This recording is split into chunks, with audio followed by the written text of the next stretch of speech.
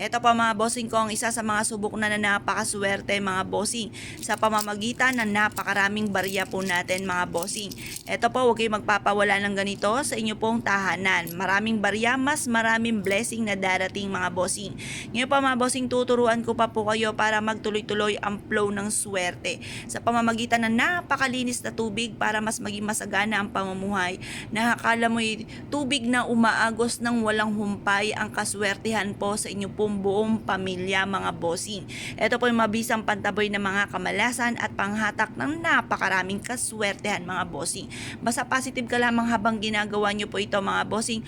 Mula sa puso ang pagwiwish, taimtim na panalangin, walang imposible mga bossing kapag po kayo ay gumawa ng ganitong mga pamamaraan. Ang gagawin nyo lamang, hugasan yung magaling ang ating pong mga barya mga bossing. At kapag po ito'y natuyo na, hayaan nyo siyang kusang matuyo sa liwanag ng sinag ng araw sa umaga. Gawin nyo po ito ng alas 7 para masungkit ang swerte hanggang alas 8 ng pagbibilad mga bossing. Kasi ang liwanag ng sinag ng araw ay bitamina sa ating balat at nakakatulong pa na maka-attract ng swerte mga bossing. Kasi ang liwanag ng sinag ng araw, pataas ang araw at ang sunod ay liwanag, tagumpay, kasagutan sa mga problema mga bossing. Sa gabi naman mga bossing ko, lalo na't pahapon, huwag kang gagawa mga bossing dahil hindi po yan swerte. Pero napakainam na bago ka matulog ay meron ka nang nagawang ganito mga bossing.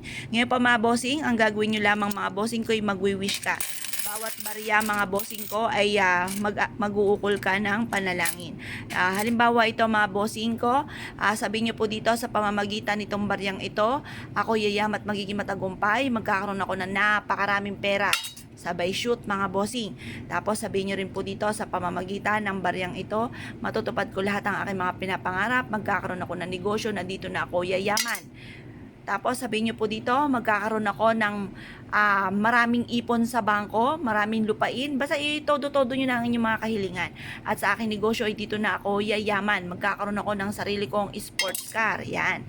Mababayaran ko lahat ang aking mga pagkakautang or kaya ang aking mga hulugan. Ganun po inyo po mga pagwiwish. Direct to the point ang pagwiwish, walang gamit na sana mga bossing.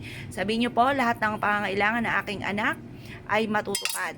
Tapos sabihin nyo po dito, maliligtas kami na aking buong pamilya sa anumang kapahamakan at magkakaroon kami na napakahabang buhay. Yan, itotodo nyo na ang inyong kahilingan. Lahat na po i-wish po ninyo, huwag ka nang mahiya pa. Tapos huwag kang gagamit na sana kapag ikaw ay nagwi-wish. Walang imposible sa mga taong masisipag at naniniwala na magiging matagumpay sa buhay. Na hindi laging ganyan ang takbo ng pamumuhay. Walang imposible mga bossing. Ngayon pa mga bossing, subukan nyo po itong gawin ng may positibong pananaw para gumana ang ating law of attraction. Kung anong ating iniisip, anong salita, ay niyan po'y magaganap mga bossing. Ngayon pa mga bossing, kung ikaw ay naniniwala at naisip po itong gawin, ay siya. Good luck po, sige po lahat.